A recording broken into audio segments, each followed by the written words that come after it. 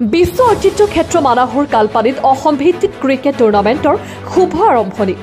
আজি আনুষ্ঠানিকভাৱে কালপানী আঞ্চলিক যুৱ ক্লাবৰ উদ্যোগত আয়োজিত খেলখনৰ শুভ আৰম্ভ কৰে BTRৰ কাৰ্যবাহী সদস্য গৌতম দাসে।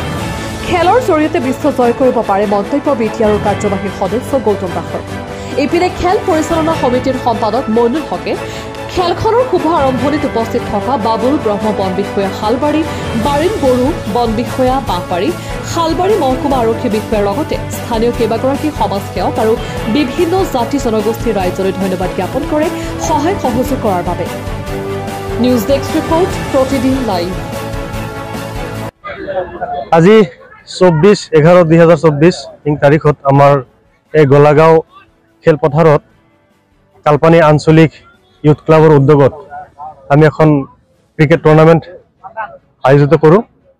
আৰু আজি আমাৰ আমন্ত্ৰিত অতিথি হিচাপে আমাৰ EM গৌতম দাস ডাঙৰীয়া আহিছিলে, আমাৰ নিমন্ত্ৰণ ৰক্ষা কৰিছে। লগতে আমাৰ SDPO ছাৰ আছিলে শালবাৰীত, আৰু আমাৰ ৰেঞ্জাৰ ছাৰ আছিলে বাবুল ব্ৰহ্ম, আৰু এজন আছিলে আমাৰ মাজত। আমি খুবেই আনন্দিত হৈছোঁ আৰু আমি সুশৃংখলভাৱে আমাৰ খেলখন আজি পৰিচালনা কৰিলোঁ। লগতে আমাৰ অঞ্চলৰ মানুহে আমাক সহযোগিতা কৰিছে। উপদেষ্টা মণ্ডলীয়ে আমাৰ যথেষ্ট প্ৰাইজ আছে। আমাৰ মাজত 20,000 টকা আমাৰ প্ৰথম প্ৰাইজ, লগতে ট্ৰফি আৰু man of the match, man of the series থাকিব, আৰু দ্বিতীয় পুৰস্কাৰ থাকিব আমাৰ 15,000 টকা।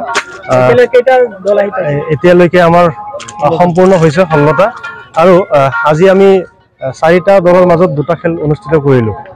এখন হৈ গৈছে আৰু এখন চলি আছে আমাৰ মাজত। লগতে সতীৰ্থবৃন্দ যথেষ্ট মোৰ লগত সহযোগিতা কৰি আছে।